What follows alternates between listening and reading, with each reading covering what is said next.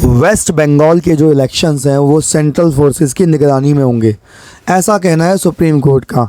ये आदेश पारित करते ही दिल्ली से 200 यूनिट गाड़ियां निकल चुकी हैं वेस्ट बंगाल की तरफ और बीच में अयोध्या में उनको स्पॉट किया गया रामलला के दर्शन करते हुए। अब जो ये क्यों हुआ, क्या सिनेरियो है इसके बीच में, मैं बताता हूँ कारण क्या है।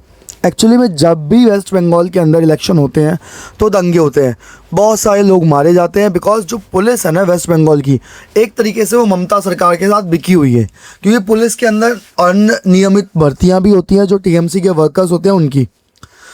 बहुत ज़्यादा दंगे होते हैं। पहले भी बीजेपी के बहुत सारे कार्यकर्ता और अदर जो हिंदू सपोर्टर्स हैं वो मारे जा चुके हैं। तो इस चीज़ को देखते हुए और इन सब पे पॉइंट अप करते हुए सुप्रीम कोर्ट ने कहा कि नहीं, इस बार जो इलेक्शन होंगे वो सेंट्रल फोर्सेस की निगरानी में होंगे।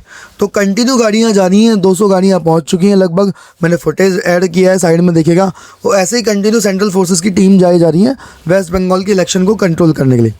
फिर आती है बंगाल के इलेक्शन के बीच में इलेक्शन कमीशन और स्टेट गवर्नमेंट, उन दोनों के बीच में टकरार। क्योंकि जो इलेक्शन कमीशन है ना, वो जल्दी से जल्दी ना जो बिके हुए ऑफिसर, मैं सीधी भाषा में बोलता हूँ, बिके हुए ऑफिसर हैं उनका ट्रांसफ़र कर रहा है। बहुत सारे ब्यूरोक्रेट्स, टॉप ऑफिसर लेवल के जो रैंक के होते हैं, उनको ईसीआई ने नोटिस देके उनका ट्रांसफ़र करा दिया।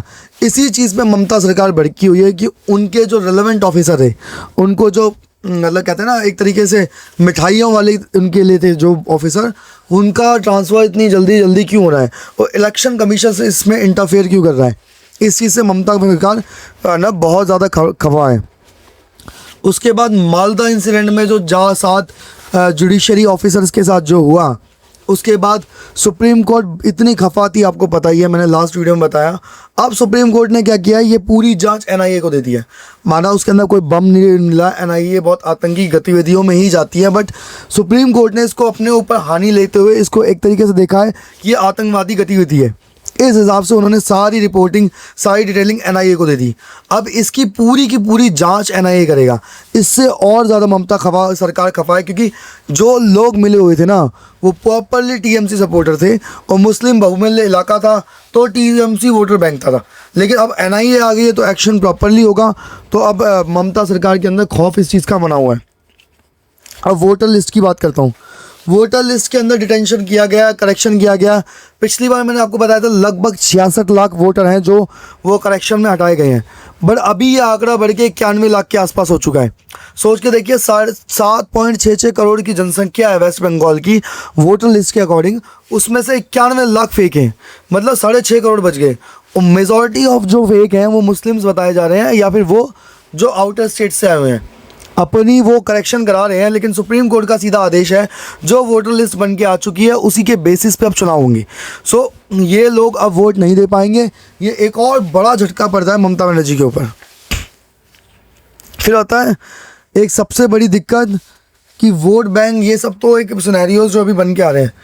दिक्कत ये भी आ रही है कि अब लोग सड़कों पर आ रहे हैं। ममता की ये दबाव की नीति, अब उसके ऊपर ही उल्टा दबाव पड़ता जा रहा है, क्योंकि लोग अब पूरा एक्शन में आ रहे हैं। गलियों से लेकर नोक चुक्कर चढ़ा है, हिंदू संगठन इकट्ठे हो रहे हैं और हिंदू संगठन क्या कर रहे हैं, ममता सरकार के खिलाफ अब एक्शन लेने की कोशिश कर रहे हैं। लोगों के अंदर से डर खत्म हो रहा है ममता का, क्योंकि उनको वर्चस्व डाउन होते दिखता है। खासकर जो सेंट्रल फोर्सेज आई हैं ना, उसके बाद से तो ममता सरकार का जो एक राज था कि भाई अगर हमारे पक्ष का बंदा वोट देने जाए तो ठीक, हमारे पक्ष का वोट देने नहीं जाए तो हम उसको रोक लेंगे, वो डर खत्म हो गया है। इससे अब ज़्यादा डर ममता बनर्जी के अंदर आ गया कि अब क्या होगा इलेक्शन के अंदर। ममता सरकार को अपनी हार दिखने लगी है। इसके कारण उनके जो नेता हैं वो भी उनको छोड़ के भाग रहे हैं। ये अभी तक का सिनेरियो आज का तक का है जो वेस्ट बंगाल के अंदर चल रहा है। अगर आपको मेरी जो नॉलेज दी गई है वो पसंद आई है तो पॉलिटिकल आई को लाइक करें, शेयर करें, सब्सक्राइब करें, जुड़े रहें चैनल के साथ। ऐसे ही लेटेस्ट अपडेट्स के लिए इलेक्शन की हम जुड़े रहेंगे। धन्यवाद।